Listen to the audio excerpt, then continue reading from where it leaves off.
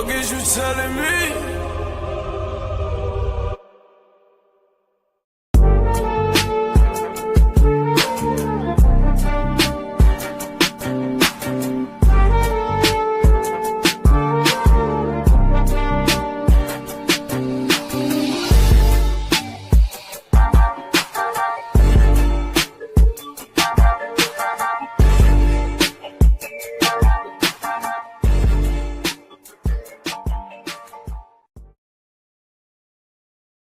Yes, sir. Yes, sir. It's your boy G5 Jeff TV, aka G5, aka 5, aka the Guru. Tune in to episode 26 of Throw the Hook podcast. It's going down tonight, man. We got a lot of boxing to talk about. You know, I got to get my shout outs out of the way, man. Big shout out to everybody's favorite OG, Boxing First Vlog. Hopefully he'll be up in here today. Supposed to be in here, so hopefully he'll be able to get in here, chop it up, talk some boxing with me. Big shout out to Shane out there in the UK. You know what I'm saying? That's little bro for life, for sure. Big shout out to Ty Finney, the legend, man. Big shout out to you, dog. Big shout out to your dad, too, man. Happy birthday to him. You know what I'm saying? So big shout out to Ty Finney, the legend. And big shout out to YSM Sports Media. Big shout out to Millie. Big shout out to Greg Hackett for getting his channel back. Big shout out to him. And big shout out to my dog Teak. You know what I'm saying? Jay Will in the building, man. What's going on? He said, what up, G5? Jay Will, what's going on with you, bro? Hey, yo, we running this thing like usual, bro. Put a 1 in the chat if I'm sounding good so we can get ready to go. Big shout out to Jay Will, man. That's a day one. That's a day one from day one. You know what I'm saying? Big shout out to Jay Will, man. If you in here, man, say what's up, man. Put a 1 in the chat. Let me know if I'm sounding good. Say what's up. And, you know, we're going to talk some boxing in here tonight. Definitely going to talk some boxing in here tonight. Jay Will, you know we got to chop it up, baby. You know we got to chop it up, man. We had a weekend full of fights. You know what I'm saying? So Jay Will said Boots got his fight vlog. I know he excited. Yeah, he definitely excited, man. Like, you know what I'm saying? He said, one sound clear. My dog, that's what I'm talking about. But let's go back to this. Jay Will said Boots got his fight vlog. I know he happy. Yeah, bro. Listen, we couldn't be happier, man. We couldn't be happier for the Boots fight to happen. You know, you hear so much talk, just trash talk, you know, when it comes down to Boots and his resume and things like that. And the people that don't get criticized is the ones that duck them. You know what I'm saying? So first and foremost, you gotta salute the people that want to smoke. And Xander Zayas, he wants to smoke at the end of the day. And he had every reason to duck this fight. It don't matter that Boots is the number one contender. We've seen plenty of number one contenders not get title shots because the champion maneuvered their way around it. You know, so for Xander Zayas to say, hey, I want this fight, I want Boots Ennis, he's a true gangster for that. Like, he's a true gangster for that, because I think as of right now, I still got to go over some film and do some, you know, some lab work, but I think he's just outmatched skill-wise. You know, forget the physicality. I think he's just outmatched skill-wise. And, you know, you got to salute somebody like Xander Zayas. I don't care how it goes. Xander Zayas is a G. He will forever be a G. It takes something different to fight the boogeyman. And Xander Zayas made it happen like that, quickly. You know what I'm saying? Jay Will said Xander says he is going to take Boots' heart today. Hey, man, that's how he's supposed to talk. You know what I'm saying? Like, that's how he's supposed to talk. He's supposed to talk like that.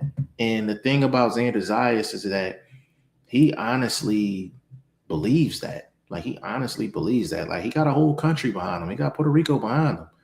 You know what I'm saying? Like, so he's supposed to talk crazy. We love it when fighters talk crazy. Xander Zayas, he's 23. He's a unified champion at 154 pounds. He's a good fighter. He's a good fighter, solid fighter.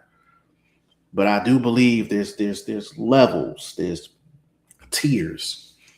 Like when it comes down to pure physical ability and pure talent and pure skill, Boots is top 10 in that area. He's top 10. Now, when Vlog get in here, he going to say number one when it comes down to that category. But he's a top 10 talent on the planet in terms of this pure skill. And Xander Zayas, this is something he's never seen before. And to be honest, Xander Zayas, he has to hope that Boots has an off night. And what I mean by off night is that Boots is extremely reckless. Now, if Boots is reckless, now we've seen Boots reckless, and Vlog like to say he's playing with his food. But if he playing with his food in this fight, Xander Zayas can crack. He could definitely crack. So, he got to hope that Boots don't fight a clean fight and give him opportunities offensively.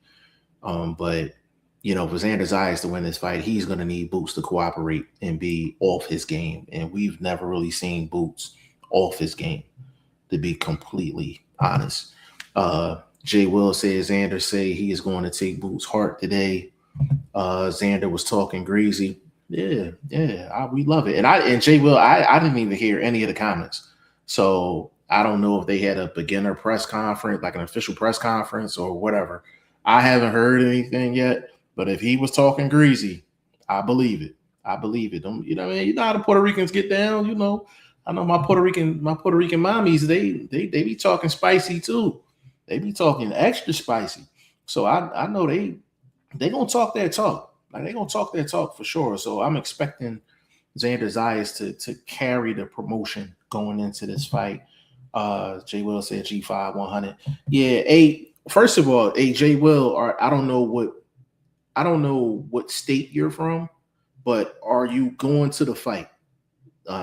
I'm definitely going to be there. I'm making the announcement now. G5 Jeff TV will be in the building for Boots Ennis versus Xander Zayas in Brooklyn, June 27th. I'm going to be there before June 27th. I'll probably be there for the whole fight week. So I'll probably be there from probably the 23rd or the 24th through the 27th. So if you're going to be in the building for Boots and Xander Zayas, I'm going to be there. I'm going to be there for the press conference. I'm going to be there for the weigh-in. I'm going to be there for the fight. I'm going to be everywhere. You know what I'm saying? So if you're going to be at the fight, please let me know. You know what I'm saying? We can link up on the gram, TikTok, Facebook, whatever. You know what I mean? We can meet up. We can meet up at the arena, outside the arena. G5 a man of the people. You know what I'm saying? G5 a man of the people. You know what I mean? Jay Will said, I heard they might put Ford versus Foster on the undercard, but nothing confirmed yet. Yeah, I heard the same thing. Keep it a stack. That's looking about 80% done. I know a couple people that's in Ford's camp. We're familiar with Ford's camp. Let me say that. So that's about 80%. That's probably going to be the co-feature on that card, which is a great co-feature. That's a great matchup between Shaqy Foster and Raymond Ford. Raymond Ford, that's a tough matchup for Ford. I'm not gonna lie, because there's a height difference, there's an arm reach difference, and Ford is gonna have to do something to make up for that height and reach disadvantage. And we seen what happened with Shaqy Foster and Cool Boy Steph. Cool Boy Steph couldn't get past the arm length, and he couldn't get past the jab. So it's going to be interesting. But I think Ford is one of the best guys in the game in terms of punching to close the gap. Like, he always punches to close the gap, and then he capitalizes. So I think it's going to be a very, very good chess match between them two. And I think that's a great co-feature for Boots and Xander Zayas. Jay Will, he said, I like to, he's talking about 30 minutes from Atlantic City. Oh, bro, we got to link up. Bro, you got to go, bro. Bro, you got to go. I don't know, Jay Will, I don't know if we following each other on the gram, but if you're on the gram or you're on TikTok, put your info for the gram and TikTok on here. Cause we can. I'm a rap with you. I'm a rap with you after the show. Cause I put in for a media pass for the Pro Box card that's going down in Atlantic City on April 11th. So I should actually get the answer to that probably in a couple of days.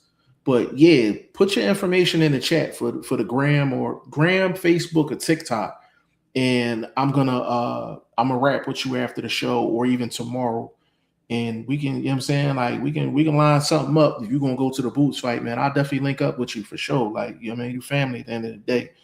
You know what I'm saying? But we had a good weekend of fights. The Xander Zayas and Boots fight being confirmed. Like that's the biggest news. That news is bigger than any fight that went down this weekend. But we're definitely going to cover what happened this weekend, and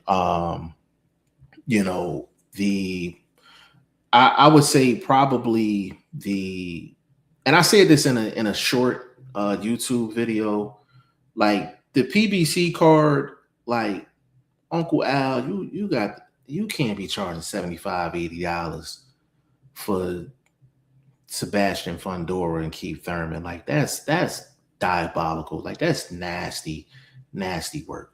Like I don't even care if I was rich. That's still nasty work. Like that is nasty, nasty work. Like it was some action on the card. It was some okay scraps on the card, but the biggest turnout was what people said during the card and after the card than the actual fights. You had Jermell Charlo going absolutely crazy up in there. Like he was going crazy up in there. Like, and we'll get to him. We'll get to him a little later on in the show. But Jermell Charlo was going stupid up in there. And then you had the Sebastian Fundora versus Keith Thurman fight, and that was just ugly, absolutely ugly. Jay Will said, "I just saw the Tank video they released today from the club." I didn't even see that either, bro. I didn't even see that, bro. Because I've been out all day. Like I haven't really been tapped in on anything as far as like social media or anything like that. So, how bad was the video, bro? Like, was it real bad? Like, that's crazy. He said, "I just saw the Tank video they released today from the club." That's crazy, bro. Tank always involved in some stuff, man. Like always involved in some stuff, man. Like at some point in your life, you got to stay out the club. Like, you know what I mean? Like you got to stay out the club. You know what I'm saying? Like you really got to stay out the club, man. But getting into this Fundora versus Keith Thurman card, man. I'm tired of seeing certain people on the PBC cards, man. Like I'm just tired of seeing some people. Like I had to see Elijah Garcia. Like I don't understand what they see in Elijah Garcia. Like I don't see it. I really don't. Like he's okay. Like he's an okay fighter. Like he's a solid fighter. Like he's not a special fighter. And I think they had a certain vision for Elijah Garcia, and that vision didn't come to fruition. And I think they're trying to force it now. He lost a majority decision to Kevin Newman II, and it was a solid fight. Don't get me wrong; like it was a solid fight. I could even make the case that Elijah Garcia won the fight. I didn't score it, but I wouldn't have been surprised if they gave the decision to Garcia.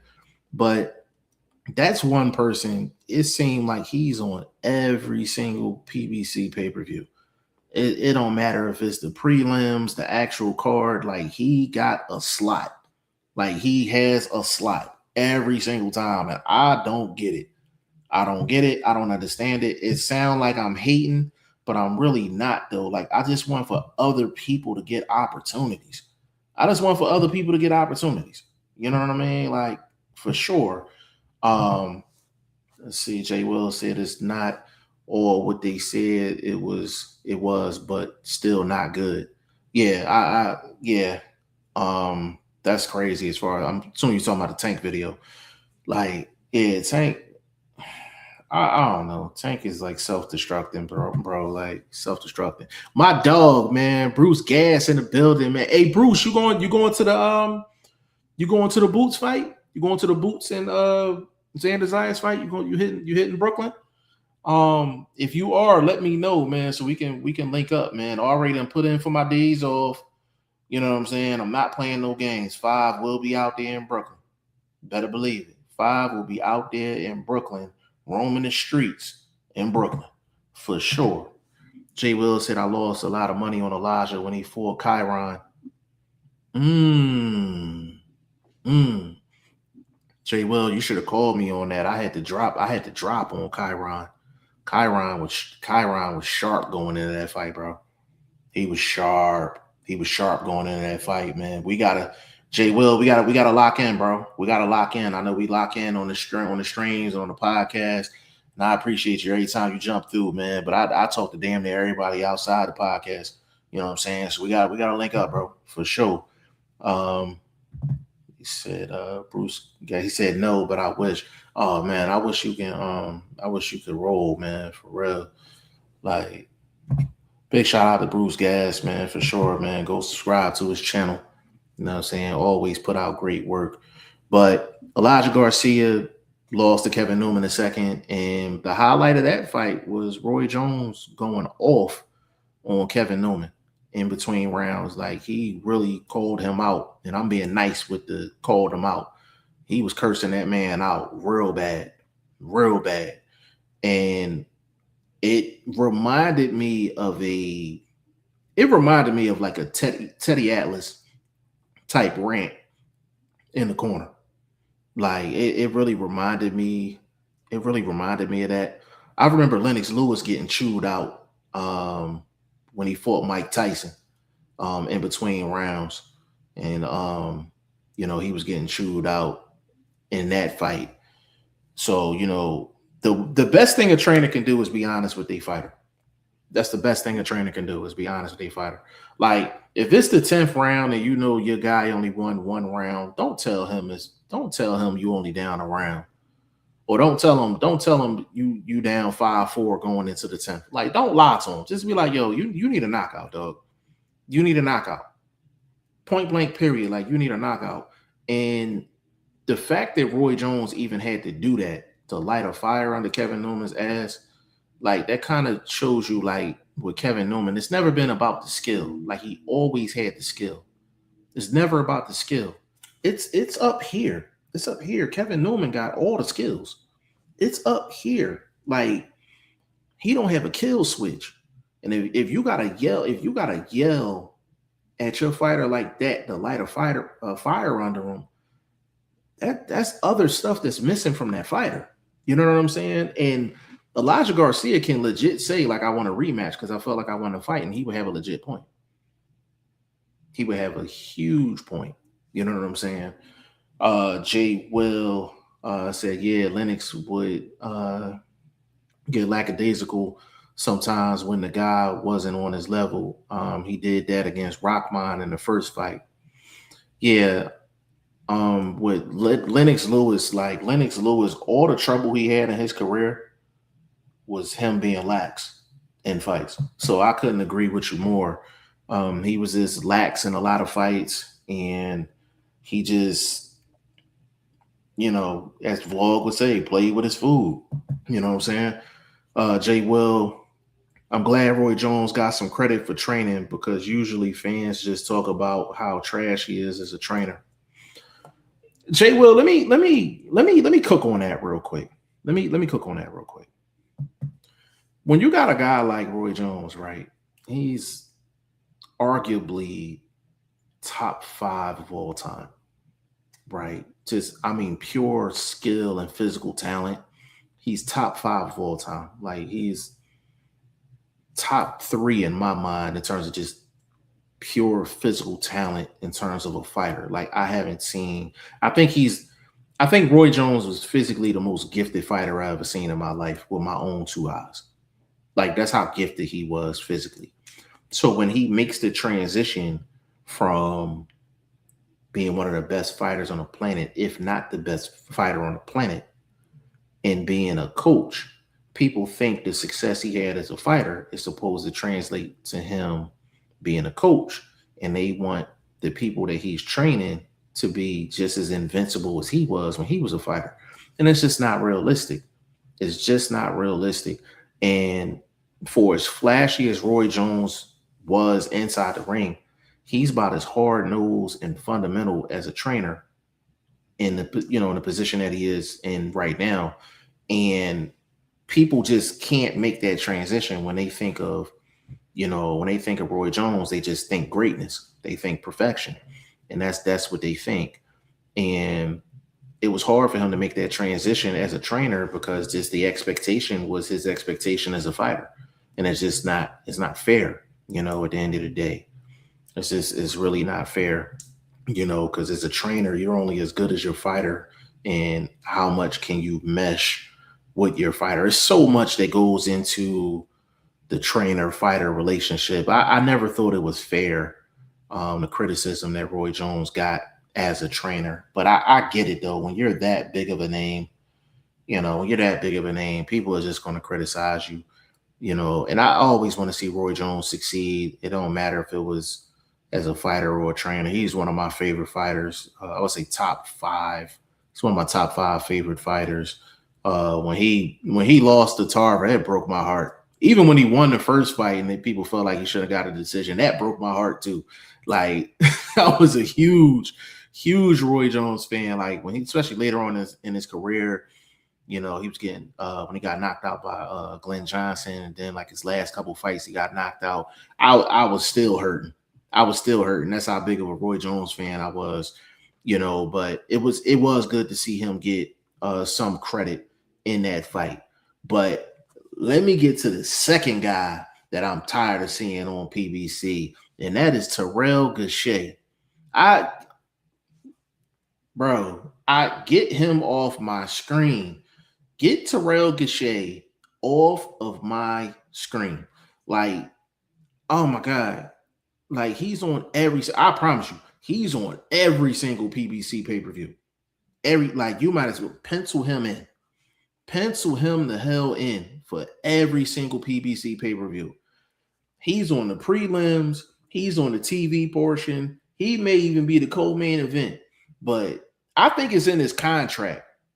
If I'm fighting, I got to be on every single PBC pay-per-view. Like, I don't know if Terrell Gausha is a cousin of Al Heyman or a family member. I don't know. Like, I don't get it.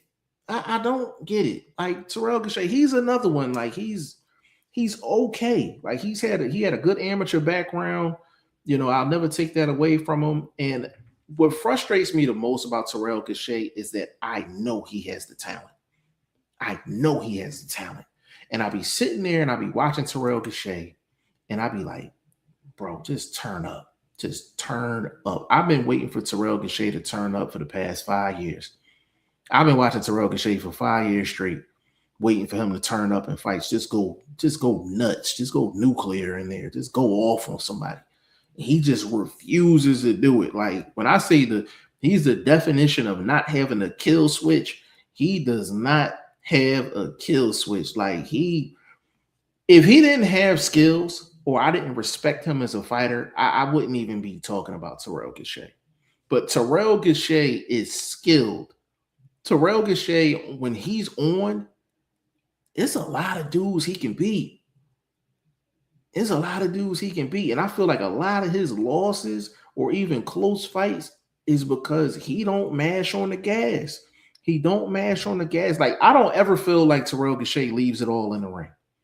Just watching him. It's just, he just be so chill and just mellowed out. And I'll be like, bro, like, just scream in somebody's face, like just mug somebody after the bell ring. Like give me something. You know what I'm saying? So it's just, I don't be frustrated with Terrell Gausha because, like I think he's a bad fighter. I just be expecting more out of him, and I just don't get it. But I guess I'm the fool for expecting more from out of Terrell Gausha. But His opponent, I don't know what he weighed in the night of the fight. You couldn't tell me he didn't weigh probably he probably gained about 25 pounds between weigh-in and fight night. He looked so much bigger in terms of physical stature over Terrell Gausha. Like every shot he was throwing and landing, it wasn't even some shots wasn't even landing. Terrell Gausha was moving them. Like it was like a strong wind, like that strong wind gust, and you like boom, boom, boom. Like that's how them punches was hitting on Terrell Gausha. So even though he frustrated the hell out of me in this fight, and I do think the referee stopped it early, I can't even really blame him too much because he fought somebody. This was, when I say this was weight bully activity, this was weight bully activity. That dude looked like he should have been fighting at 68, 75. That's how big in stature he was looking. Like it was absolutely crazy how he was looking. Let's say he missed weight by what, 1.4 pounds. Listen, I don't know what it was, bro, but whatever side money they paid Terrell Gausha, it wasn't enough. It was not enough. Like he probably didn't have a same day weigh in either, like a morning of the fight weigh in either, because just Terrell Gausha doesn't carry that type of cachet with his name. You know what I'm saying? So man, like, yeah, that was bad. That was real bad. Like I can't even blame Gausha on that one. He was fighting somebody 2-3 weight classes above him. That was bad. And it's really all about how you lose the weight. You know, you can lose the weight and basically it could be water weight. You know, it could be water weight and they're just gaining a lot of pounds in between, between the weigh-in and fight night. But a lot of that is water weight. You know, they put them electrolytes back in their system and they have a couple meals and all that. Don't let it be a non-IBF fight, IBF title fight. Oh, they snacking. They snacking something crazy. They right at the buffet, getting busy. You know what I'm saying? Trying to replenish and all that. I remember back in the day where Danny Garcia fought Lamont Peterson back in the day. Now this, I ain't telling you how old I am, but I'm going back on this one. Danny Garcia versus Lamont Peterson. And Danny Garcia was pretty much having his way for the first half of the fight.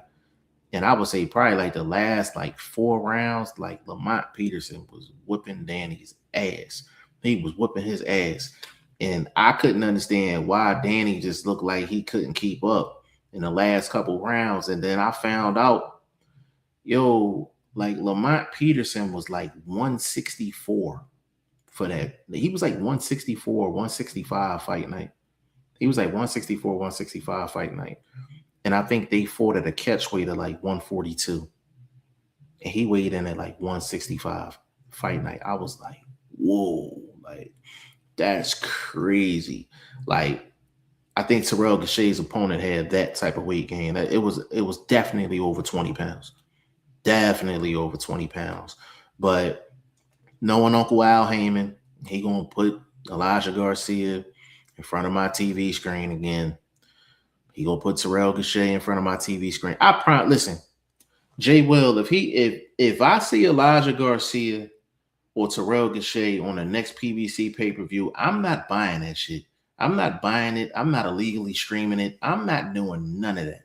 Absolutely none of that. At the end of the day, like, I'm tired of seeing them two. Like, to be honest with you, I'm gonna keep it a stat. Elijah Garcia and Terrell Gausha should be on Pro Box. They should be on Pro Box TV. To be honest with you, let them go to Zuffa. Like, they need a whole different identity. As long as they're fighting on PBC, they're going to be looked at as two gatekeeper fighters that's going to always let you down at the end of the day. They always going to let you down. So I don't want to see them unless they on Pro Box or send them over to Zuffa. If they on a PBC card, man, I'm not buying. I'm going on a strike. Going on a strike, goddammit. You know what I'm saying? My dog Jay Will, he said, yeah, was about to say Zuffa.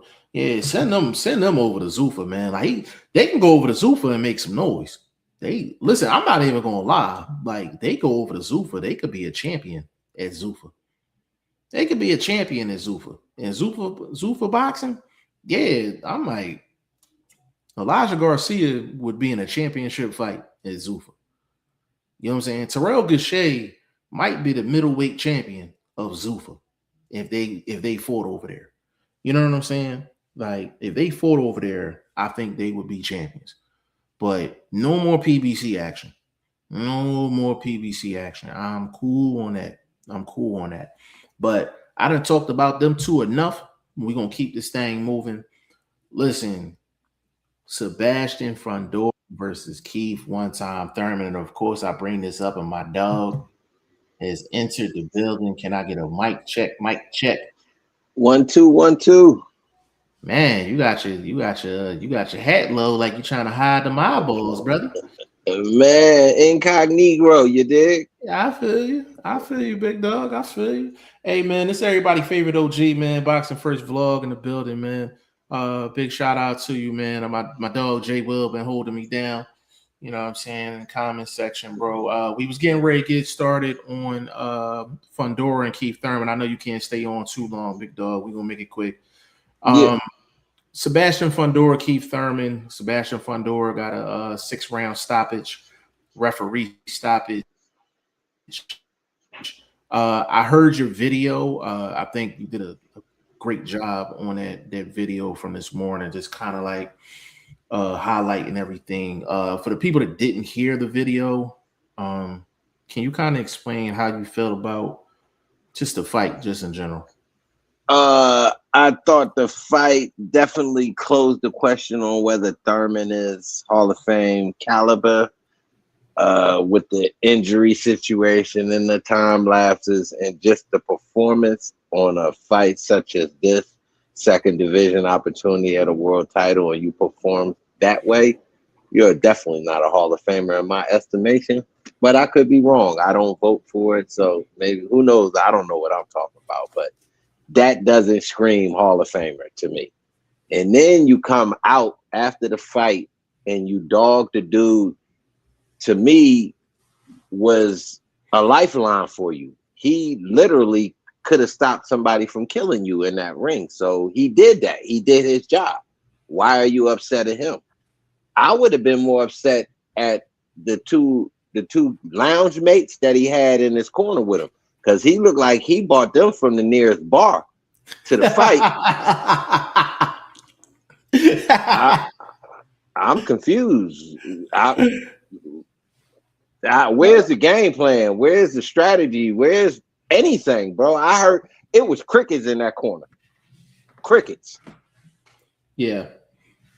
Cricket. And the thing is, I don't know how long they had Michael Fox in camp, but Michael Fox is like 6'4", 6'5". So I know he was in camp. I don't know how long he was in camp. Now I get that. That was a strong move. About the smartest thing that they did. Right. But you gotta take it with a grain of salt. Michael Fox is not punching like Sebastian Fundora. So you know what I mean? And if you're not implementing the style against Michael Fox that will beat Sebastian Fundora, what good was having Michael Fox there? Yeah, and I did a video on that too, and I was just like, how much of an impact this is going to have. I was just like, we won't know until fight night. You know, Bruce Cass said, what's up, bro? Jay Will said, what up, vlog? What's happening? What's happening? In this corner podcast, man. Big shout out to Todd Finney, the legend, man. He said, salute. How was Thurman mad with the stoppage? He must didn't get a good look in the mirror. Fundora has good volume. Those punches build up to a stoppage. Remember, he made Lubin look deformed. Yeah. Let me cook on that real quick. You know the problem that I had with Keith Thurman? Like, you lost the fight fair and square. You were OG in the game. We literally just had a discussion on, was there a way for Keith Thurman to go into the Hall of Fame? Like we literally just had that discussion like the week of the fight. So for you to say that the fight was just now getting fun and the referee decides to stop the fight, and then you take shots at the referee saying that he shouldn't be refereeing major boxing anymore. I can't get with that. I can't get with that. Like I really can't, because the thing with Keith Thurman, he said the referee was like, well, if you in trouble, you got to show me something. You got to show me some head movement. You got to show me, you're getting away. You're trying to throw some punches. If you show me that, I'm not going to stop the fight. And for Keith Thurman to be like, oh, well, the fight was just getting fun. Fundora was throwing wide shots. I'm like, bro, you had 6 rounds to do something. I'm like, you literally getting smacked around all 6 rounds. And I'm like, your face looked a mess. His face looked a mess. Like, it was crazy. And I'm like, don't go off on the referee when you ain't laying no significant work. No significant work at all for the whole 6 rounds. Like, you got smacked around. Don't try to turn it on the referee. Like, that was nasty work. That was nasty work. I didn't have a problem with the stoppage, because I knew if it would have lasted another 3 rounds, he would have looked a different color. You remember them? You remember them cranberry Sauconys that they used to rock with the Phillies jerseys? That's how his face was gonna look. That's how his face was gonna look, bro. Straight up. Boy, I don't know if y'all heard the video, but I said it in the video. I was expecting presents after that fight, because he lit that motherfucker up like a Christmas tree. God damn, bro. He put belt to ass, man. BTA, baby. Yeah, he put belt to cheek something crazy. Man. And the reason why legend like Fundora's punches are so effective, I'm like, he's always punching downward. Downhill. Yep. He's punching downhill. So there's more velocity on them shots. And those shots are coming out. They're coming out sharp. Because you know how vlog, like you punch somebody and you're punching with the knuckle, it gives that knife slice type feel to it. Yeah, and that's what we used to say. Hit him with an ashy fist and cut him. And cut him, exactly. And that's what Fundora does. And I'm like, you start getting those shots every single time, over the course of 6 rounds. Like Lubin face looked like that because he took an accumulation of those shots for a long period of time, like consistently. Like he didn't get no breaks. The only time he got a break is when he went on this run and got the knockdown, and he started working on Fundora towards the end of that round. Outside of that, Fundora continuously hit him. Like, just, I don't care how light of a puncher you are, you keep on getting hit with shots, your face is going to show it. You know what I'm saying? Your face going to show it. In this corner podcast said, where does Keith and Fundora go from here? Fundora height and reach is a lot. It's a lot for these guys to handle. You want to get with that, vlog? Bro, you talking to a strategist, homie, a boxing savant. I already told you how to beat this dude. You got to tap into the video, bro. I said he is the biggest problem in boxing, but he's a problem nonetheless that could be solved. And I stated it very easy. This is why I don't believe Jamel Charlo will be able to beat him, because there's one specific maneuver that you have to have in your arsenal to beat this dude, especially if you're an orthodox fighter. And that's the ability to pivot.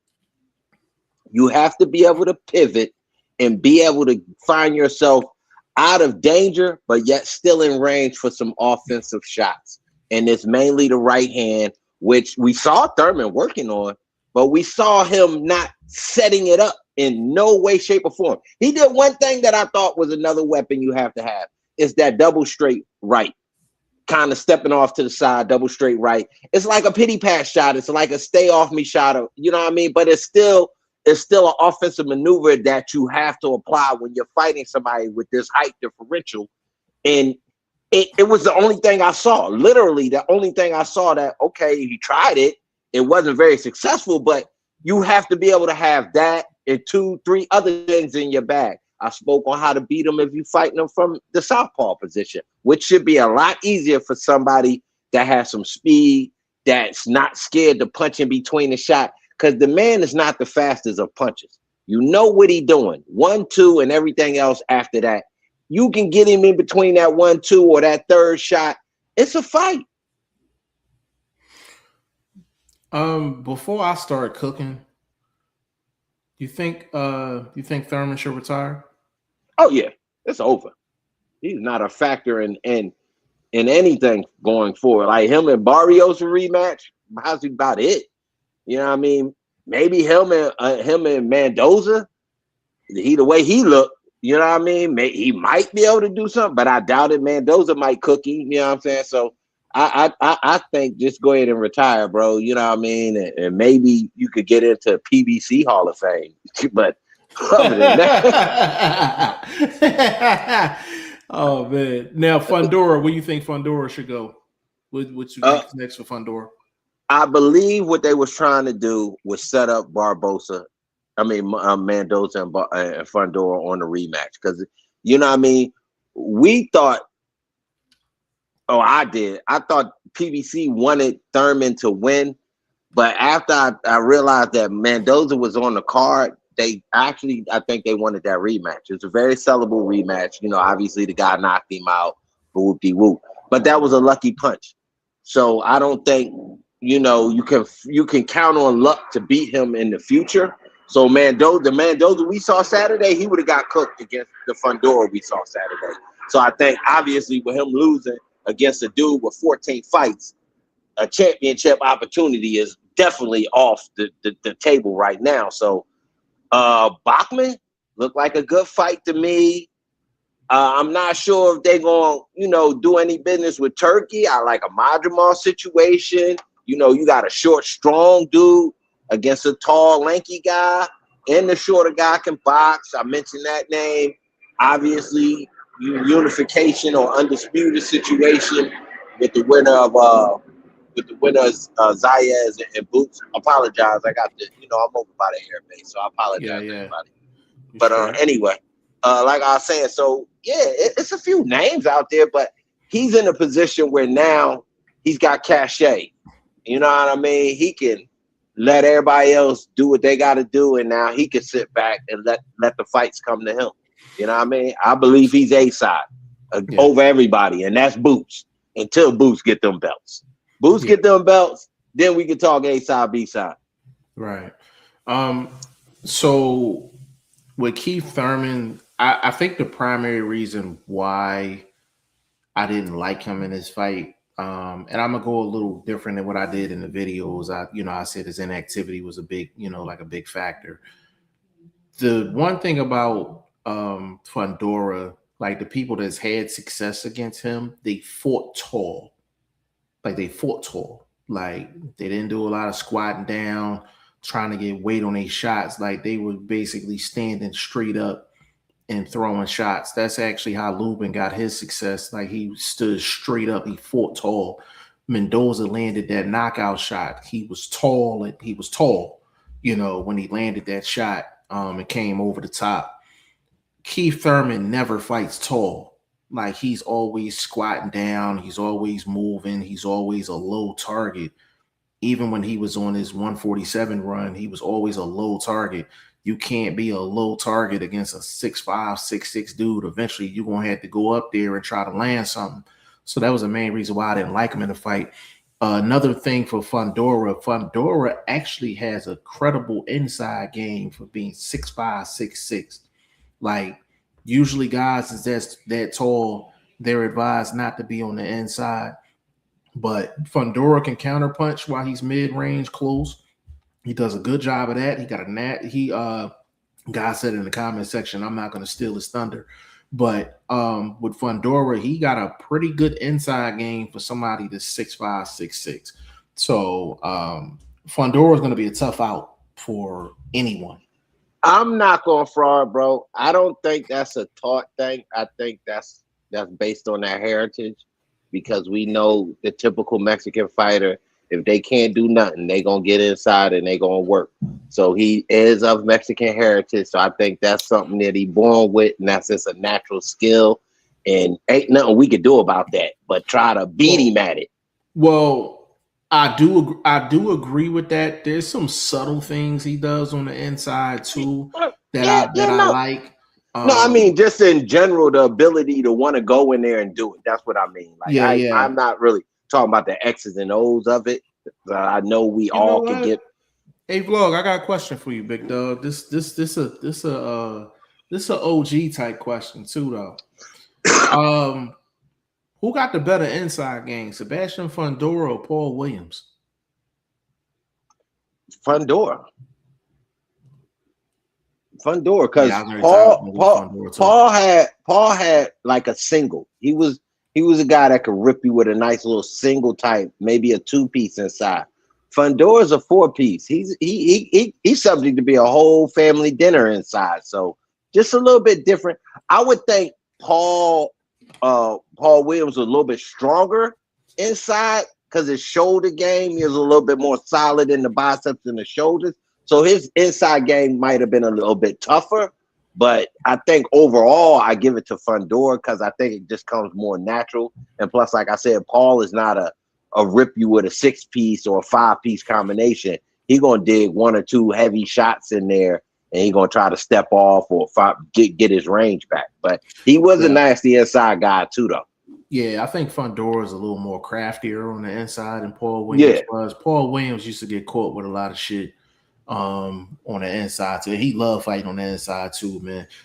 D Winston, what's going on, player? Big shout out to you. He said the Inferno has smashed up a couple of boxers' faces. Yeah, we was just talking about that, bro. Like that's that downward motion of them chopping shots. Them chopping shots gonna do it. Can I keep it 100 with y'all though? Yeah. Do you know that is literally one of the easiest jabs to parry? It's a jab coming downhill because it has less control on it. If the jab is coming straight, you got your shoulder as support. When you coming downhill, you just looking to land whatever force you've released from the punch at wherever it's going to land. I think if Thurman was a little bit more stout in trying to answer, he could have parried a couple of them jabs and literally tried to overhand over the top.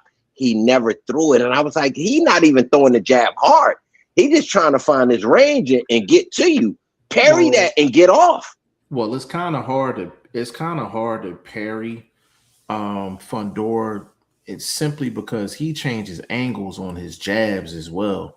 Because he's so tall, he changes angles on that jab quite a bit. It's kind of hard to parry that.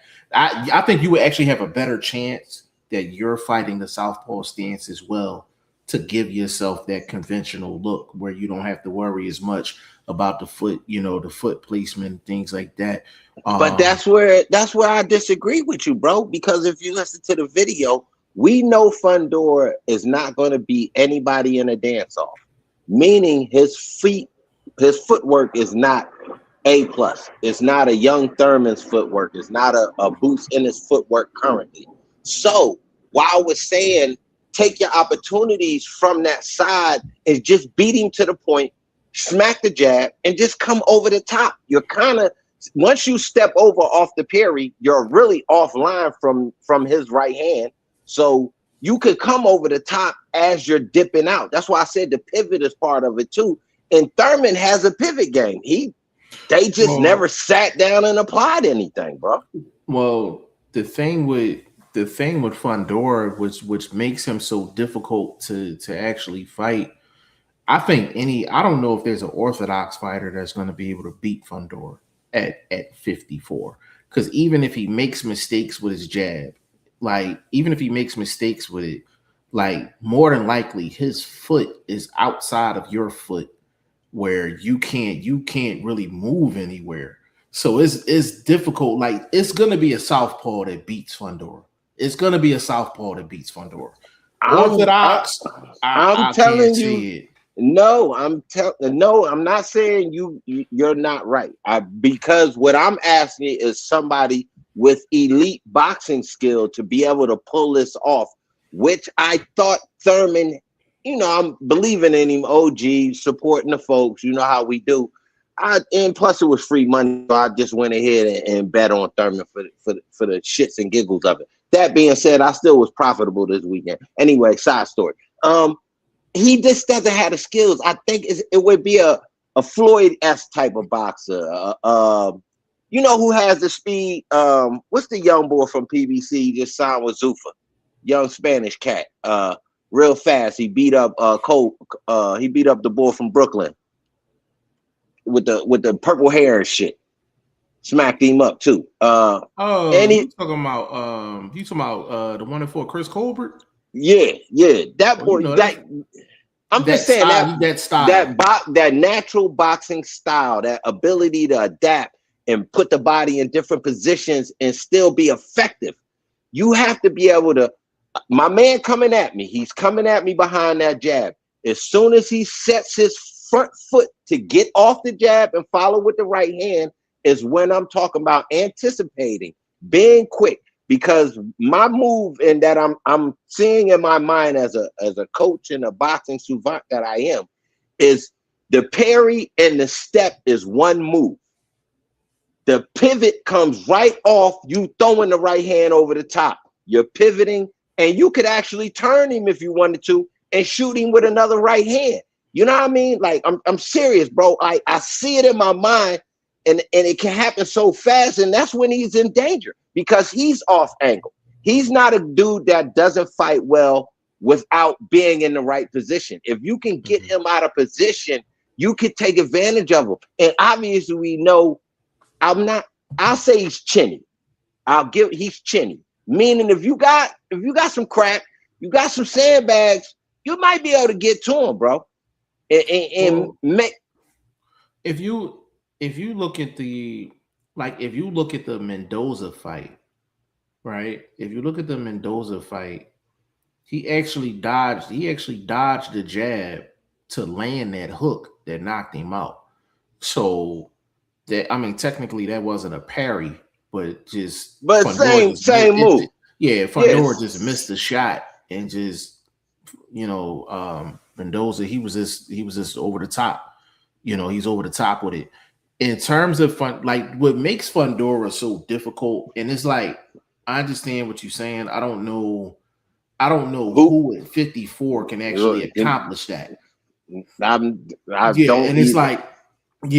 know who can accomplish that. The problem with Fundora is that because he's so tall, his foot is going to be outside of your foot if you're an orthodox fighter. You would literally have to hop over his foot in order to get the foot placement. So usually, if you're an orthodox fighter, you're fighting a southpaw. The southpaw has their foot over on the outside of your foot, your lead foot. You can get out of that by simply just backing out. You can literally just back out on an angle and get out of that. You know what I mean? And you basically just reset. The problem with Fundora's is his arms is so long. You trying to leave out. He's meeting you with a hook. So it's very difficult to deal with Fundora. I think the main thing that people need to do and this is how Lubin got Fundora in trouble. You have to throw different types of lead right hands. You got to throw them at different angles. You got to throw them at different speeds. You have to, as hard as it is, you literally have to set traps for Fundora. You have to set traps for Fundora, and it's not easy setting a trap against a guy that's throwing 4, 5, 6 shots at a time. He's a tough cover, bro. He's a tough cover. He's a tough cover. I think outside of Boots, I don't really see anybody else that can beat him at 54, just off of the style. I think Boots is the one that could really beat him. I think I would say right off top, Xander Zayas has the physical capabilities, meaning he fights tall. He has the framework. He has youth on his side that should be able to give him some punch resistance to see what offense he can employ. So again, you got a Bakram, tall guy, strong guy. Can he deal with what's coming at him is the only question I have for that fight. But I think there's guys with physical tools that can match up with him do they have the skills to go along with them physical tools and the coaching ability? Because you got to have a coach that sees different things to be able to say, this is what we actually working on. Because I'm being so honest when I ask, for 6 weeks, what did y'all do? Did y'all practice running around the ring for 6 weeks? Did y'all think y'all was going to make it 12 rounds without engaging, without... Hey bro, let me ask you this real quick. I might be wrong. I just want to know if you were seeing things the way I was seeing it. It almost looked like the strategy was like move, ambush with the double right hand. That's literally the only thing that I seen. Bro, like it was like bro, that's literally the only thing I seen. The only thing about that is, did you see that though? Yeah, I saw it. But my thing is, you were circling the wrong way consistently. You're going to go either way. You're going to have to go towards the power at some point to reset to be able to come back. So I get that, but they weren't stopping and engaging. They weren't even stopping to try to beat him to the punch. They wasn't stopping to get one off and get up out of there. It was literally run until this man catches us, forces us to try to do something where we saw the little weak ass double right hand. I think maybe twice. I think the man threw like 8 punches the whole fight, bro. It wasn't a whole fight. It was 5 rounds, but I did not count a lot of work coming from Thurman, bro. I don't remember a jab. Did he throw a jab? He legit looked confused in there, bro. He legit looked confused. Could would we dare say scared? He looked a little intimidated. Intimidated. That sounds like scared. That sounds like scared. And when you scared, don't you usually lash out? Yeah. He didn't lash out against that garbage ass corner that came to the fight with him. They in the back eating up all the snacks and you know what I mean? Like, come on, bro. They done brought all their family and their cousins to the fight, and y'all ain't do nothing. Come on, bro.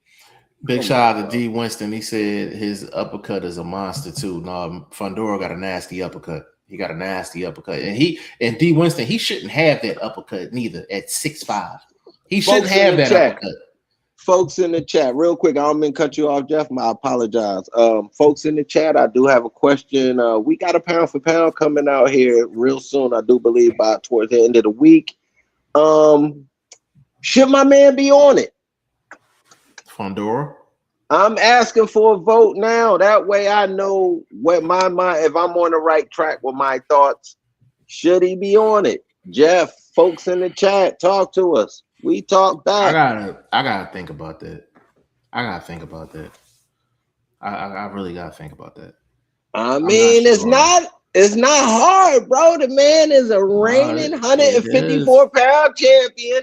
He's knocked off. He's fought more than the majority of any other fighter with a recognizable name. Matter of fact, you could combine about 5 or 6 of them, and he's had more fights in the past 3 years than a few of them. So I'm just asking. I'm asking based on the names that he's fought, based on the pace that he's fighting, based on just him, just like how I rank Boots and what he does. I gotta rank this dude. This dude is a problem. Okay, so I'm not gonna. All right, so I'm going to now. I have the subject to change my mind after he drops the video. I don't know exactly when he's going to drop the video, but Vlog will be dropping a pound for pound list for the month of April. I'm assuming this week, next week? Yeah, this week, for sure. This week, for sure. Okay. So at this moment, off the top of my head, I am going to say no. And I'm going to tell you why. It's for this one simple reason. I think Fundora is one of the toughest covers in the sport. But a win against Keith Thurman is not going to launch him into the top 10 for me. So I look at my list from the previous month and I'm like, well, actually your list from the previous month. I remember your list from the previous month and I'm like, okay, would I slide Fundora into any of them slots that was on your list last month? And the answer would be no. So I would say no right now.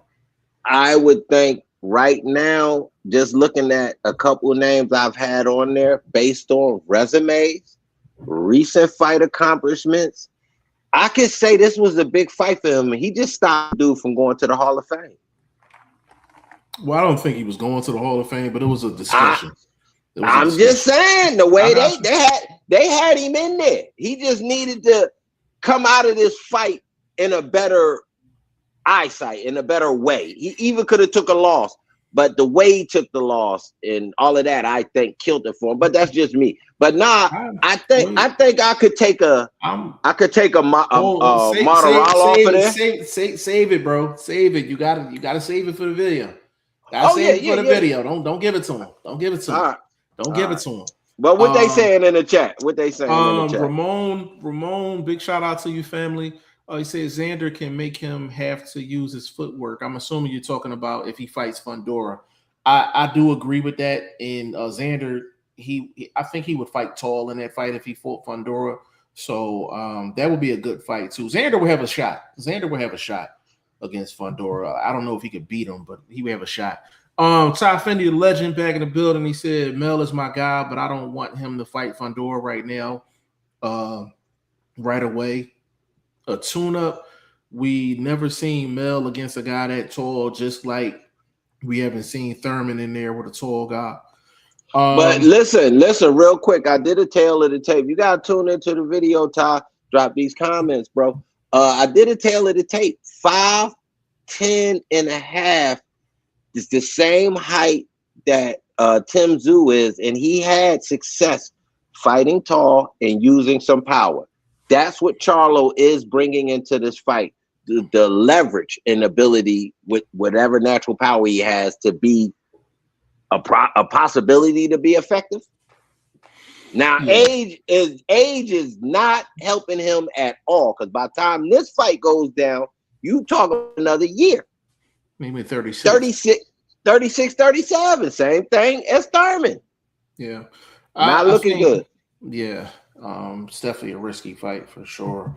Ty said Yolo Hernandez, I think, is going to be a problem. Terrell Gausha wasn't the best opponent, but I think he's going to run through a lot of guys. I need to know what Hernandez weight was fight night, bro. Oh my God, bro. Like, he looked like Dragoff in there, bro. I was like, God damn, like his weight looked crazy, bro.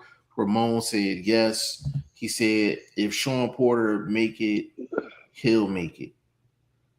I don't think Sean gonna make it either. He said Rolly is my biggest overachiever. He came from judo at 17 years old. No, listen, Rolly's probably one of the biggest overachievers of all time in boxing. He's one of the biggest overachievers because you look at him and you like, there's no way he's gonna be a champion. There's no way he's gonna be a champion, and there's no way he's gonna get big fight victories. But I always say, Ramon, I'm like, Rolly Romero is this generation's Ricardo Mayorga. He's this generation's Ricardo Mayorga.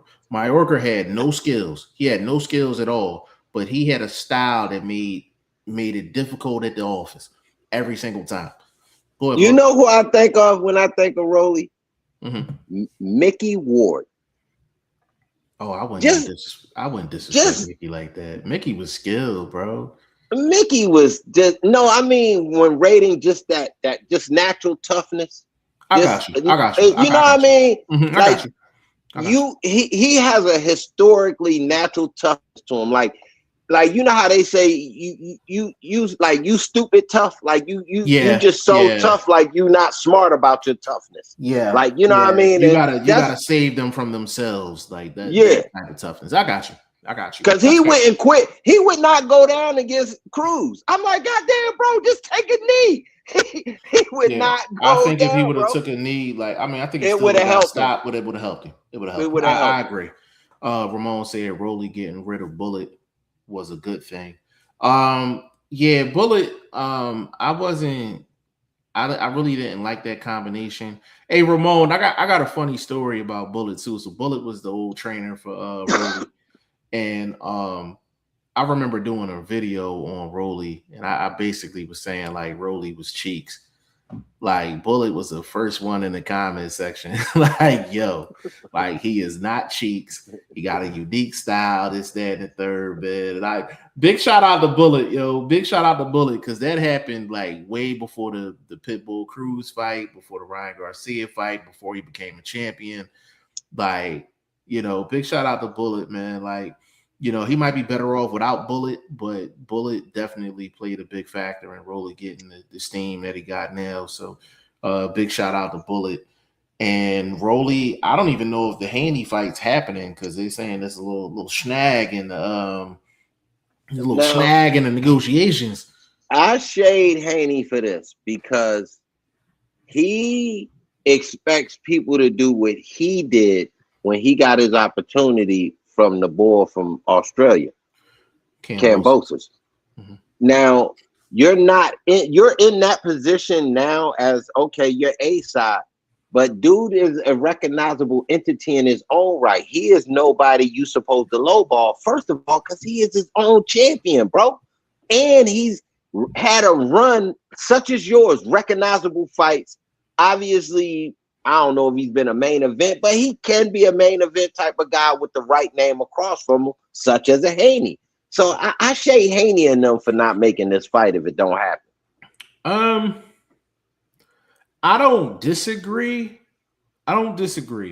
But we've never seen Al Heyman versus a independent contractor. Like, Haney don't have no real, you know, network ties or anything like that. They've gotten their muscle from winning. You know what I'm saying? Like, they took them chances against Kambosos outside of that Ryan Garcia fight. You know, like, they've been on the winning side of things. So they've always been on the A side of things. And, you know, with Uncle Al, I don't care if we don't see him or whatever. We've never really seen Al really, you know, like, just take a major loss when it comes out of negotiations. So I don't know exactly what's going on, or I don't know what money's being offered, but it seemed like Haney's, they might be playing some hardball because they know Rolly got his mandatory up, and they know Rolly don't want to fight his mandatory, which is understandable. So I don't know what's going on with that, but Haney, who is Mando? Who is his Mando? I don't even know who. It's somebody that don't have a name. It's Probably somebody that don't have a name. I see why guys that are. It's not a money fight. It's not a. That's what I'm saying. Sure. Like you want me to. I built myself up. I'm a champion. I'm representing y'all organization well, fighting other recognizable and beating other recognizable names. Yeah. Y'all sanctioning fees going up according to how big the fight is. Now, why would y'all want me to turn around and fight possibly a dangerous guy? Because you never know. Anybody can beat anybody on any given Sunday. That being said, it has no value for the fighter that's created himself to have value. The sanctioning body didn't create Rolly Romero. Rolly Romero created Rolly Romero. Right. Oh, his mandatory. I just had to look it up. Shakram Gasayev, 17-0. Shakram, yeah, Shakram been waiting for a minute. Shakram been waiting for a little bit. Hold up, yeah, that is not the guy. Rolly don't have a style to. He has a style to compete, but I think Shakram being a bit fresher, he might be able to get to him. I wouldn't want to fight that neither, because nobody know who Shakram is. Like, I do. He's been too, on DAZN. Yeah, he was on DAZN. Yeah, for sure. Ramon said, no offense, Bullet got him to a certain point. No, facts. He got him to a certain point, and then that's exactly. I agree with that, 100%, bro. He said Rolly moves strategically like most of them. Yeah, I mean, it's not. But see, the thing is, I agree with that, though. I agree with that because it's not Rolly that's negotiating. It's not Rolly that's negotiating. That's why. But hold on. I all right, to a certain extent, but if you look at his resume, he ain't been in there really untested since before Martinez, and he actually lost that fight, or Marinez. Yeah, He been in stiff. He been in stiff. He's been in with some stiff competition, like for sure. But I think in a move like this, like in a fight like this, like you got the heavy hitters negotiating in the background, so there's a snag somewhere, Yeah, with the Haney's. Like, yeah, it's the Haney's. I do believe it's the Haney's simply because I think they've been bullying negotiations for a little bit, and they feeling themselves a little bit too much too. That's true. They feeling themselves a little bit too much. Yeah, Ty Finney, the legend, said Wilder and Chisora this weekend. Who you guys running with? And if Wilder loses, should he ride off into the sunset? I'll let you chop on that first. They both should retire, bro. Like I would. No, I would do the fight. Obviously, it's worth the money. If I was them, I would have a gentleman's agreement, bro. Like let's not cut off any extra time we might have by going out here and trying to, really assault one another to that level. Like I think that they at this age and at this point in their careers where they could probably and still give us a decent fight, but without trying to like impress the dude in the fifth row who barely paying attention to the fight. You know what I'm saying? So I think that's where they at with that. That's what I would be at if I was either one of them. You know what I mean? Right. Who you think winning the fight though? I think Chisora winning the fight. He at home. Wilder used to losing. It'll be nothing new to Wilder. Chisora, even through his losses. Say that again. Wilder's used to losing at this point. Damn. Chisora has put together a few wins throughout his unable to upset losses.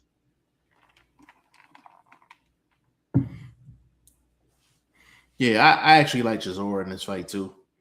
I just think Chisora is gonna land something big. I just hope he don't start him too bad. That's why I said it should be a gentleman's agreement type of thing, man. Like, go ahead and because I think Wilder gonna have to play the outside, try to tire Chisora out, and maybe try to get off late. But Wilder he ain't slick at this point, so he gonna eat too much leather trying to play the outside. Chisora just come forward. He gasses a little bit, but he don't never quit. So I don't think you're gonna be able to keep him up off you. Yeah, it's an interesting fight simply because I don't know how Wilder's coming. I don't know what type of fight Wilder's gonna fight. I truly don't. What the same fight he's always fought. Who is his trainer? What Malik Scott? What do it matter? Malik ain't with him no more, right? I don't know, but he trashed too, bro. God bless. Damn, you said Malik Scott? He cheats? Man, he is trash as a trainer, bro. He is trash. It's a gang of trash ass trainers out here. They had the boy on the card on the early Saturday card, Shaquille Thompson. They had the boy lined up. Win that fight, I think he get the Kelly fight. The board manager or trainer is so off center, not tuned in. He didn't see his man, went for the knockout. He told his man, yo, let's turn up. We got him hurt. We outbox him. Go for the knockout. Man turned up. Man backed him into a corner a couple rounds in a row, swinging heavy, whoop-de-whoop. Couldn't get the knockout.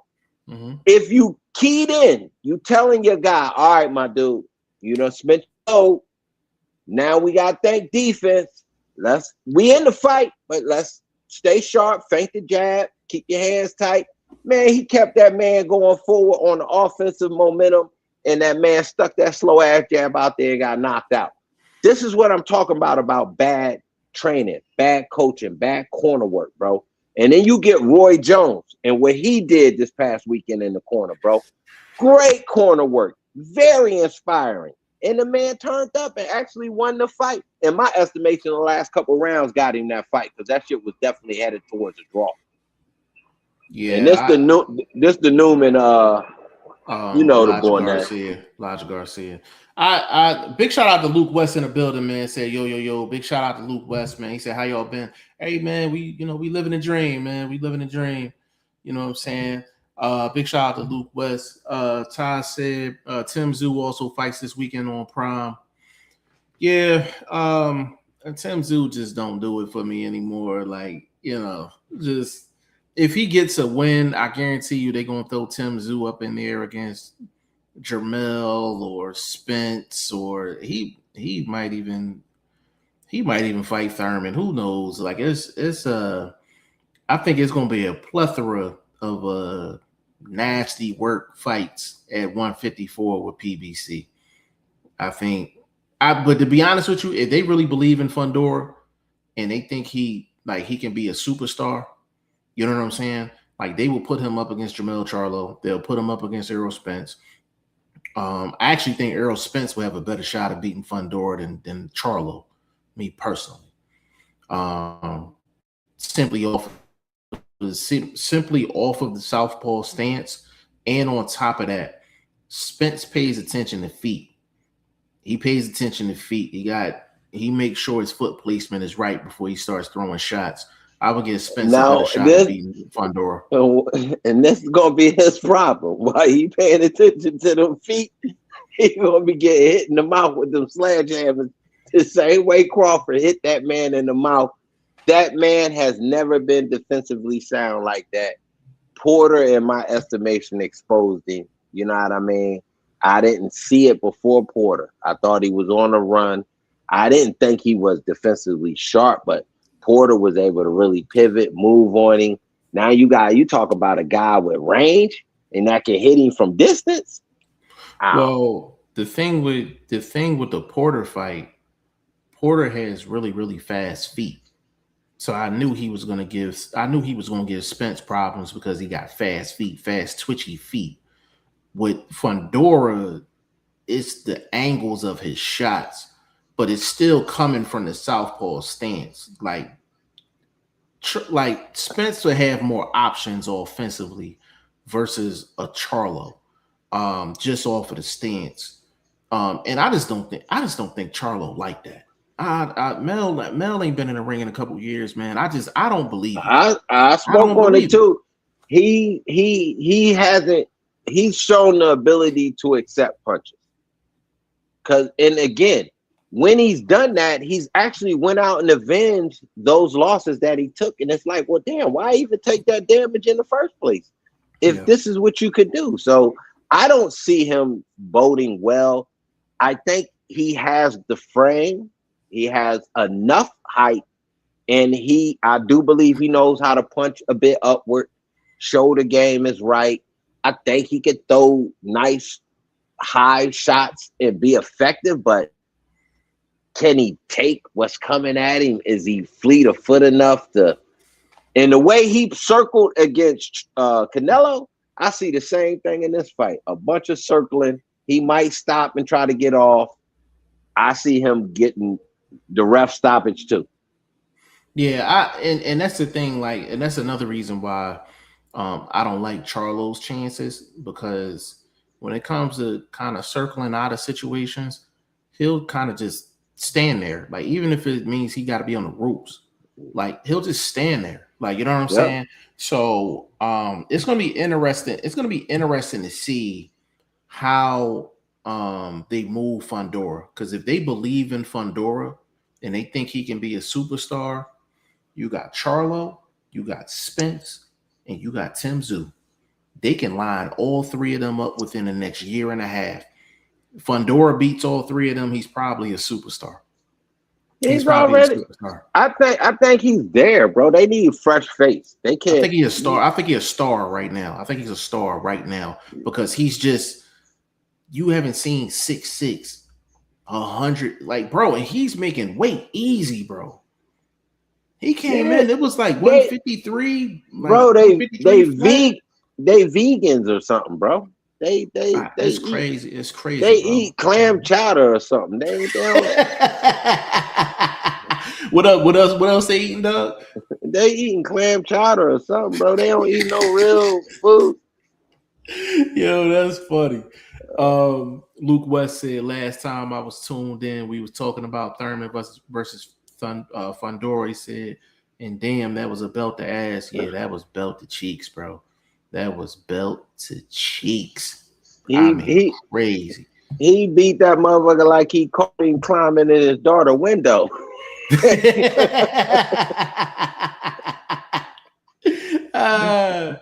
Yeah, like that. You know what that beatdown looked like? It was pay Friday, and the direct deposit ain't hit.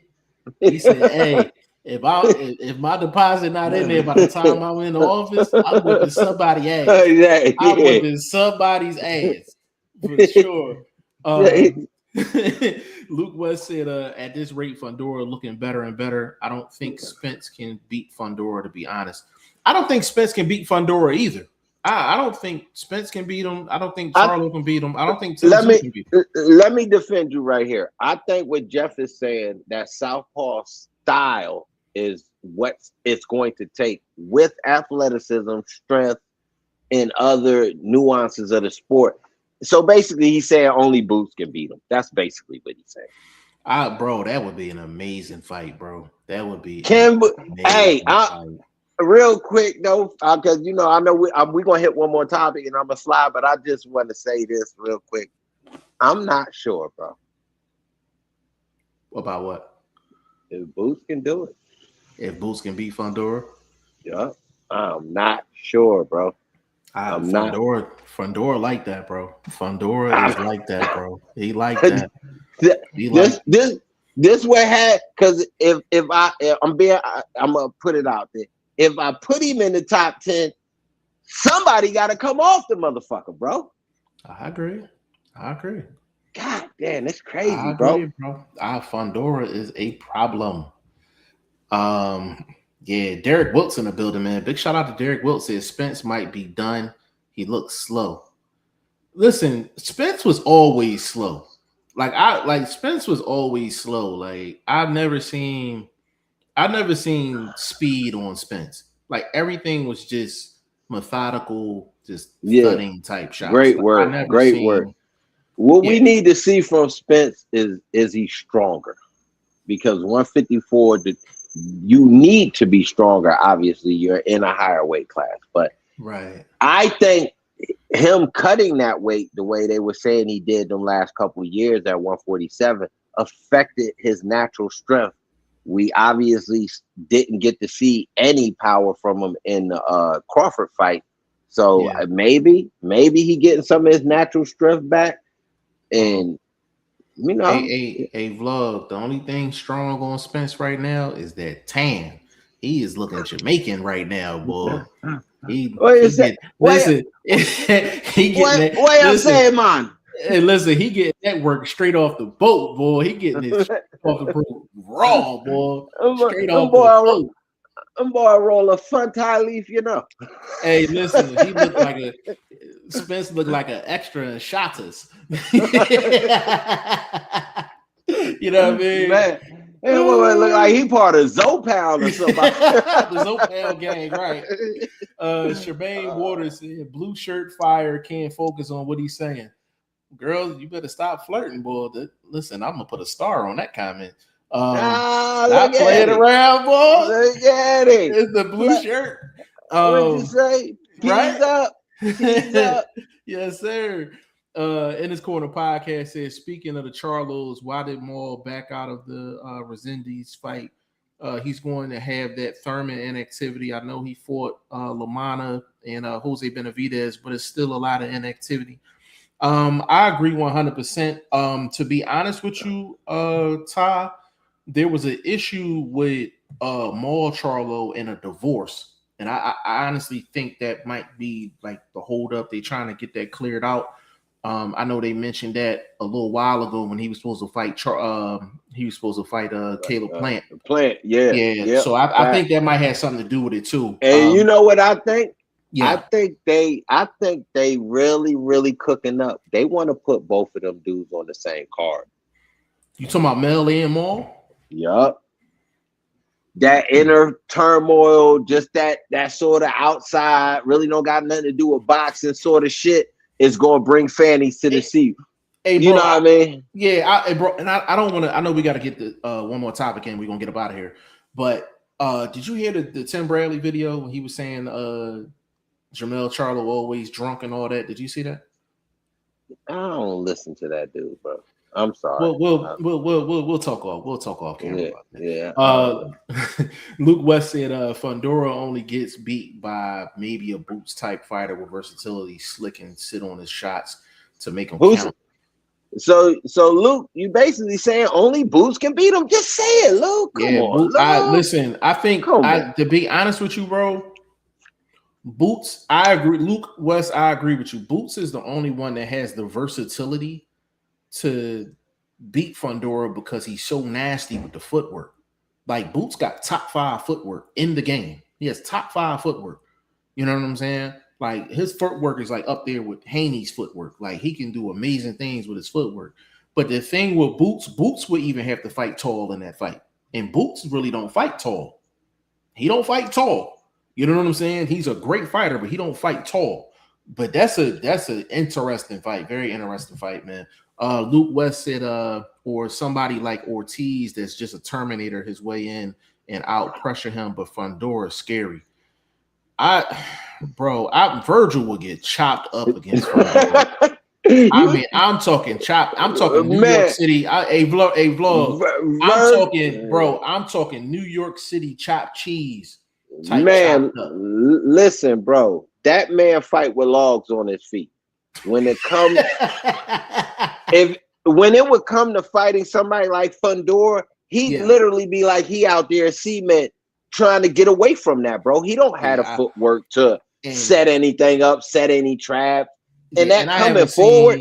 And I haven't seen Virgil Ortiz throw no meaningful lead right hands, and he would have to throw them in wide abundance against Fundora. I think he would chop up. He would chop up Virgil Ortiz. When you see Virgil keep his head offline and throw shoulder shots like that, because it's going to take being offline and still having power outside your natural frame of punching. Man, his head be straight 1230, boy. Straight 1230. You know how you got to stay still. You getting an X-ray and shit, and you just like that's Virgil Ortiz. That MRI machine. Yeah, that's how he fights, bro. And if you want him to be offensive, he has to be in that box to really go. He's not a guy that's going to hit you coming off the back foot. Fundora have his way with Virgil Ortiz. Man, that's chili cheese, baby. That's chili cheese fries. Ramon, he said Xander is more athletic than Fundora. I can. Yeah. Is he stronger? That's my biggest question about a fight like that. Does he have the natural strength to respond? You understand what I'm saying? Like, I think he can initially endure some pressure, but can he respond? Can he get that dude thinking like, oh shit, this might go more than 3-4 rounds? You know what I mean? That's right. Ramon said Earl looking like Screwface. Hey Ramon, you got to stop, bro. You got to stop. Luke West, he said, I agree. I just haven't seen how Fundora reacts to being the one getting pressed. He always the one working and pacing the fight. Real quick before we get into this last topic and get up out of here. Luke West, the thing about that, bro, is when he got pressed, he doesn't do well. I'm like, when Lubin was pressing him, Lubin was getting his way. Like for sure. So even if you press Fundora, how long can you press him? How long can you actually press him? You can't press him long. Like that's why when Lubin had his opportunity to get Fundora up out of there, Fundora was saved by the bell. Next round, he went right back to work. Can I say this? Go ahead, bro. You have to be somebody that has single shot ability. You need a Mendoza shot. You literally need a Mendoza shot. But I think that was luck by Mendoza because he's not really a one punch knockout guy.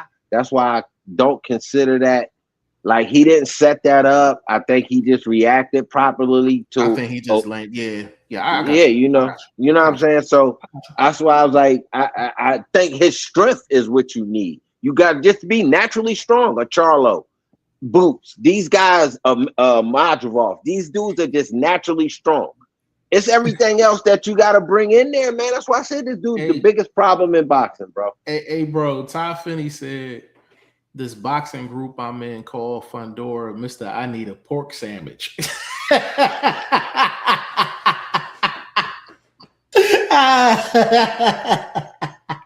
Man, that Yo, man, that's some bro, diabolical, nasty work, bro. That's some bro. diabolical, nasty work. I'm gonna tell you, you got to be drinking beet juice to keep a frame like that. You know what I mean, bro? With energy, because Yo, beets have a lot of this that. But bro, they eating weird over there. The sister done already talked about it, bro. They really eating. Fundora legs look like two screwdrivers, bro. Like those choices crazy, bro. It's Bro. crazy. He said, I need a poke stamp. That is funny. Ramon said, I'm talking about the movie with Steven Seagal. Yeah, I know. Yeah, I know. yeah. We some OGs up in here. We know what you're talking about. Luke West laughing. Let's get into this last thing so we can get up out of here. So Jerron Boots and his Xander Zayas has been announced. It's official June 27th in Brooklyn Barclays Center, man. Your boy will be there. I don't step out often, but I'm gonna step out for this one. So I will be in the building. Vlog, I haven't really talked to you since they made it official. Can you just give me just your thoughts on the announcement, the fight, and just Xander's eyes just taking the fight? Oh man, he all the flowers in the world, bro. I ain't no green thumb dude. I smoke with the best of them, but I don't got no green thumb. But he get all the flowers in the world. First one to do it. Kelly, middle finger, any of these other duck obviously Virgil and that funny style dude. You know the one that really be dressing funny and doing crazy videos and shit. you know that one dude. Yeah, they all can get the middle finger, but kudos to Xander, kudos to the team. Obviously, they see it's a money fight. The man ain't. Let's be honest, he ain't really made no money. That's Top Rank. You know how they do. You know what I'm saying? You know how they do. They've never elevated him over Teofimo Lopez, and he's, in my estimation, been deserving of a push like that. He should have been the face of Top Rank, which probably would have helped them to not have to do anything but renegotiate. You know what I mean? That's all, because we got a face of our promotion. We got other guys that supporting him. But no, they didn't do that. They tried to keep Teofimo the face, and it cost them big time. But that being said, kudos to the fight. I gotta do a little bit more homework, see really where the bull weight gonna be at. You know what I mean? Like he didn't look super big against the African German boy, Abbas. But he didn't look little either. So I just want to see what like more training videos coming up in the next few months before I really give a pick. But style wise, I think it's an excellent fight. Both of them can box. That's one thing. I agree. I think Xander Zayas fight against Abbas, I think he fought differently because he was home. So he was moving a little reckless, a little more reckless than he usually does. So if that was your first time watching Xander Zayas, I don't think that was a good representation of how good of a boxer he is. So the second thing is he's a big 154. He's a big 154. To be honest with you, unless he beats Boots, if he loses the Boots, I think he goes to 160. And I think that's part of the reason why they're taking this fight, because it's like if he loses, he can go up to 160 and there's belts waiting for him at 160. You know what I'm saying? So, I mean, they can auction them joints off. You know what I'm saying? So I think that's kind of how they're looking at it. So it's like, why not get a big bag and get some popularity on this? And if we lose, we just go up to 160. We'll grab one of them belts. You know what I mean? And we'll rule 160. But big shout out to Xander Zayas for taking the fight, man. I think this is a gangster move. This is a real gangster move by Xander Zayas, man. Big shout out to him and his team for allowing it to happen, man. They got home court. They got home court. Listen, Boots got home court too. You know, Philly, it's not as big a home court, but this you can make a legit claim that both guys got home court. And I'm gonna tell you what it kind of reminds me of. Remember when Zab fought Danny at the Barclay? And I was like, yo, like I said, that crowd pretty much split. I was like, Philly was in the building. But that's a little different because your boy is from the area. He from the boroughs. This, Philly, New York, we ain't never really had them type of bonds like that. You know what I mean? But the thing is, I'm thinking Danny a pack of Barclay out though. But Danny Puerto Rican. He Puerto Rican. I understand that, but when the Philly fighters pull up to the Barclay, they pulling up with a squad. It's gonna be crazy. It's gonna be crazy. The whole Uptown better show up. That's all. Uptown better be up in there, boy. Like Uptown better be up in there. I can't make it. They don't let you bring your toys the way I like to go, so I can't make it. But I would love to be there, though. Bro, I listen. By some miracle, let me know. I got a ticket for you. I think them tickets go on sale. I think it's April 9th. I signed up for the pre-sale, so I think I'm gonna get 3 tickets. I'm gonna spend a bag on 3 tickets, and I'm guaranteed to go, and it's just gonna work out how it's gonna work out with the other 2. Man, that would have been love at YSL. You know what I mean? Slide you in on the, journalism. Well, the thing is, bro. I think I probably could, but I wouldn't want to go in that joint dolo though. Like, you know what I'm saying? Like, I wouldn't want to go in there dolo. I'm talking about as far as media pass. Like, I would want to have you or Ty with me, or like, you know what I'm saying, just to make that shit fun. You know what I'm saying? But I'm probably gonna get at least 3 tickets. I might even do a raffle for the other one, man, depending on how many subscribers we can pick up. You know what I mean? But we'll talk about that in another video. Get through these last comments so we can get up out of here. Luke West, he said he looked like he related to Skeletor. And the sister is dangerous as fuck. She put hands on him. Listen, Sister Fundora, she fight just like Sebastian. Yo, it's crazy. Ramon said, I was born in Brooklyn, Kings County. Hey, Ramon, like where you live at now? Like, are y'all going? Is anybody in the chat going to the fight? Is anybody going to the fight? Like, am I the only one in the chat that's going to the fight? It's early. Jeff, don't put too much pressure on him, baby. I got you. Yeah, I know. Ramon says Xander is Benny Blanco from the Bronx Carlitos way gangster. Yo, that's funny. I'm clipping that. That boy nuts. That boy nuts. 37 minutes. I'm clipping that, bro. I'm finding a picture of Benny Blanco. I'm straight posting that, bro. Hey, bro, that promo they did a week back, that was some Benny Blanco shit. It was. Great. Ramon said tri-state area. Said Philly will be in the house. Yeah, Uptown definitely got to be up in there for sure. LBK in the building. He said Uptown definitely going to be in the building. SV Uptown. Yeah, Uptown definitely going to be in the building, bro. Uptown will definitely be in the building. You know what it is. Ramon said, put the Nina 22 in your Timbs. Hey, bro. That's too big. I can't take it with me, man. Hey, hold on, real quick. Ramon, the art. I ain't gonna get it. We gonna move on to the next comment. He said, keep that raise in your vocal. LOL. Hey, bro, man, like it's crazy. Like, just that fight going down, man. I think it's gonna be a crazy fight. If we can get Haney and Ryan Garcia in September, bro. Listen, I'm talking about atmosphere. Xander Zayas and Boots is probably going to be fight of the year, just in terms of atmosphere, bro.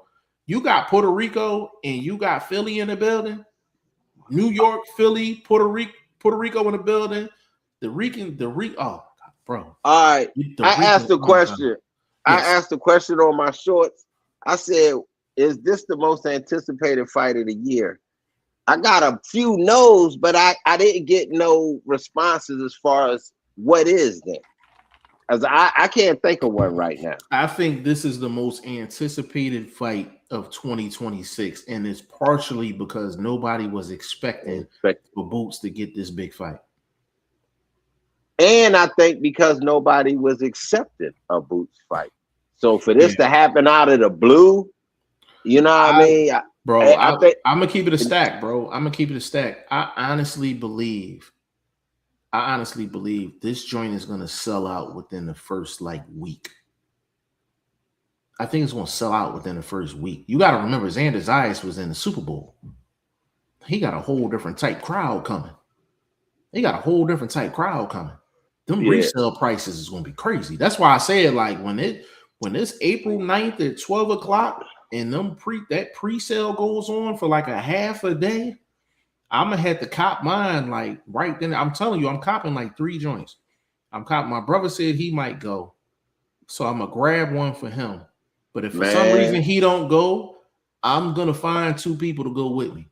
I'm gonna find 2 people to go with me. You got me ready to try to make plans. I might have to take it. I might have to fake an injury at the job. Bro, man, tell him you got a dislocated kneecap. You got to go to Philly to get surgery. You know what I'm saying? I said, you ain't got to get no hotel, man. You can rock out at the crib, man. I got an extra room and all that good stuff. You know what I'm saying? We'll work it out, man. I might have to do that, bro. Ramon said this is Denzel and Spike Lee material. Hey, bro. We try to do what we can around here, man. But we're gonna close this thing out, man. Hour 41 minutes strong. Another really, really good show. You know what I'm saying? Y'all got to start putting down y'all handles of Instagram and Threads and Facebook. You know what I'm saying? And TikTok in the chat, man. So we can we'll follow you. We'll follow you.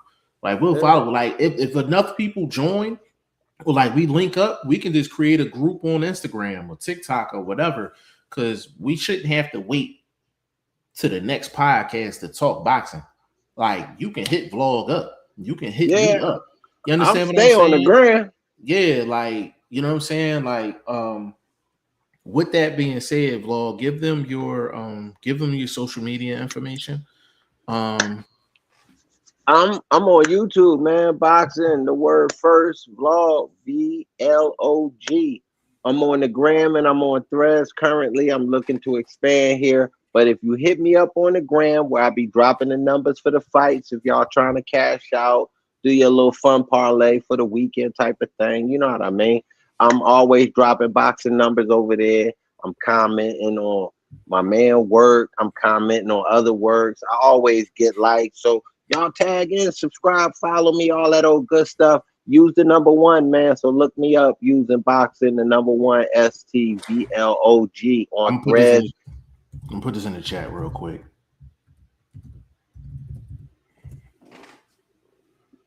So I'll be. That's how it looks.